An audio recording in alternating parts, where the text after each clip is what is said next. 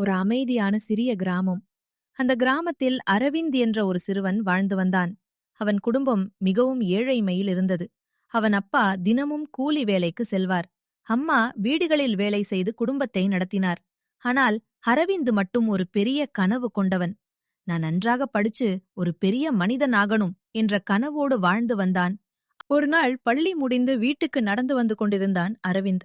சாலையோரத்தில் ஏதோ ஒன்று கிடந்தது. அவன் அருகே சென்று பார்த்தான். அவன் மனதில் 2 குரல்கள். இந்த பணத்தை எடுத்துக்கொண்டால் நம்ம வீட்டுக்கு உதவும். ஆனா இது யாரோ ஒருத்தருடையது. அவன் குழப்பமாய் நின்றான். அவன் பணப்பையை திறந்து பார்த்தான். அதுக்குள் இருந்த அடையாள அட்டையில் ஒரு பெயர். ராமசாமி, ஓய்வு பெற்ற ஆசிரியர். அது அவர்கள் இருக்கும் கிராமத்துப் பள்ளியில் பணியாற்றி ஓய்வு பெற்ற ஆசிரியர். அரவிந்த் ஒரு நிமிடம் கூட யோசிக்கவில்லை. அவருடைய வீட்டுக்கு ஓடினான். ஐயா, ஐயா! கதவை திறந்தார் அந்த வயதான ஆசிரியர். அவரது முகத்தில் கவலை தெளிவாக தெரிந்தது. என்னப்பா வேணும்? ஐயா, இந்த பை கீழே கிடந்தது. இந்த பைக்குள் உங்களுடைய விலாசம் இருந்தது. அதனால கொண்டு வந்தேன்.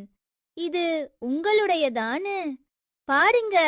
அவர் பணப்பையை பார்த்ததும் அவரது கண்களில் கண்ணீர் பெருக்கெடுத்தது. அவர் உள்ளே அழைத்து சிறிது பரிசு பணம் கொடுக்க முயன்றார். ஐயா, இது என் கடமை. உங்களுடையதை உங்களுக்கு திருப்பிக் கொடுத்தேன். அதுக்காக நான் பணம் வாங்க மாட்டேன். என் பணப்பை எங்கோ தொலைஞ்சிடுச்சு. குமாரா, இது என் ஓய்வூதிய பணம். நீ இதை வைத்திருந்தாலும் யாருக்கும் தெரியாது.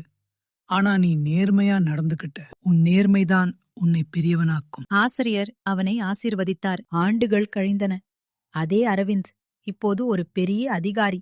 அவன் வெற்றி பெற காரணம் அவன் புத்தி மட்டும் இல்லை, அவன் நேர்மையும் கூட. நேர்மை எப்போதும் நம்மை உயர்த்தும். தவறான வழியில் கிடைக்கும் லாபம் தற்காலிகம் தான். ஆனால் நேர்மையின் பலன் நிலையானது.